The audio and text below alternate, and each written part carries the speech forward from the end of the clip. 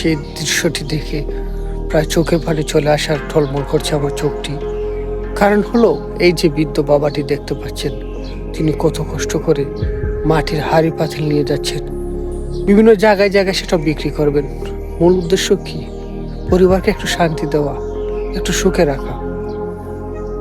পরিবারের জন্য এত কিছু করা হয়, কিন্তু পরিবারের ছেলে, সন্তান, স্ত্রী তারা বুঝে না। তারা বিভিন্ন বাহানা করে, তারা কখনো পুরুষকে বুঝতে চায় না। দেখেন, আমরা এমন অনেক ঘটনা দেখি, পিতা অনেক কষ্ট করার পর একটি সন্তানকে বড় করে যখন তারা বিয়ে শাদী করে, তাদের বাবাকে ভুলে যায়, তাদের মাকে ভুলে যায়, তাদেরকে তারা বৃদ্ধাশ্রমে পাঠিয়ে দেয়।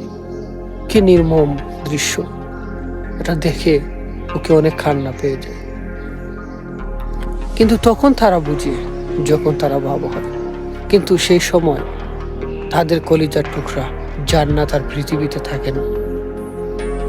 আহারে, এমন একটি দৃশ্য মানুষ কি করে করে? আমার রিকোয়েস্ট থাকবে, যা বুঝার আগে দিয়ে বুঝেন, পরে বুঝলে কিছু হবে না, কারণ সেই পরিণতি তোমাকে ভোগ করতে হবে।